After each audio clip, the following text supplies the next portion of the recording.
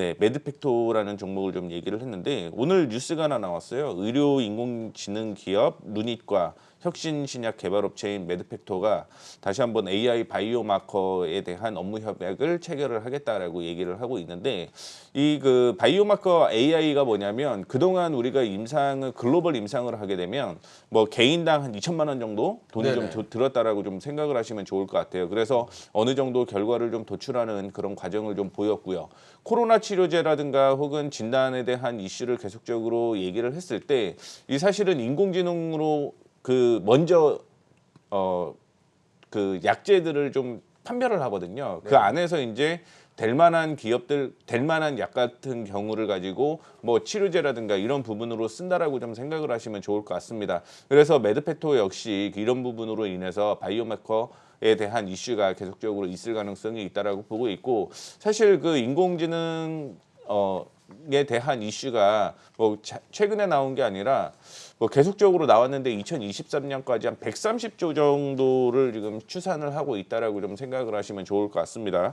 그래서 지금 계속적으로 얘기가 나오는 매드팩토의 그 항암 신약에 대한 이슈가 불거질 가능성이 있다라고 보고 있고 그 외에도 이제 비소세포 치료제 에 대한 이슈가 계속적으로 좀 나오고 있는데 얼마 전에 머크사 같은 경우는 이제 키트루다랑 임상을 했어요. 그런데 이제 거기에서 병용하는 그다음에 원하는 결과가 안 나왔기 때문에 포기를 하는 그런 과정을 좀 겪게 되면서 아마 독주 체제를 좀 이어져 갈 가능성이 높다라고 보고 있고 지금 제가 좀 판단하기로는 아마 하반기 쪽에 쯤에 임상 이상이 끝나게 되면 아마 그 기술 수출까지 염두를 네. 해두고 움직이는 그런 종목이다라고 좀 생각을 하시면 좋을 것 같습니다.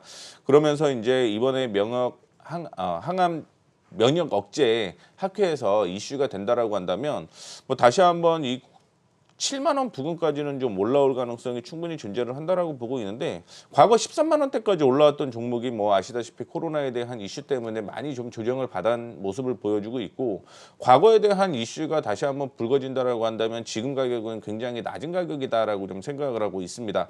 다만 이제 목표 주가를 7만 원까지 좀 제시를 해드리는 이유가 뭐냐면 뭐 계속 차트를 뭐 안 맞는다 논리를 떠나서 보기는 봐야 된다라고 저는 개인적으로 좀 네네. 생각을 하고 있거든요. 따라서 한 7만 원 부근까지는 박스권 상단으로 이어질 가능성이 높기 때문에 한 7만 원대까지는 좀 끌고 가시고요. 만약에 7만 원을 돌파하고 이제 임상 이상에 대한 결과가 나타난다라고 한다면 기술 수출에 대한 부분이 이게 뭐 한 2조, 3조를 얘기를 하고 있기 때문에 시총도 그만큼 충분히 따라갈 가능성이 있다라고 보고 있습니다. 다만 이제 손절가 같은 경우는 한 5만 5천 원 정도를 좀 제시를 해드리도록 하고 있는데 하반기에는 이제 코로나 치료제 위드 코로나가 진행이 되게 되면 그 다음에 그 돈이 바이오 쪽으로 넘어간다라고 한다면 신약 쪽으로 될 가능성이 높다라고 좀 생각을 하고 있기 때문에 뭐 이런 관련주를 계속적으로 좀 지켜보셨으면 좋겠습니다.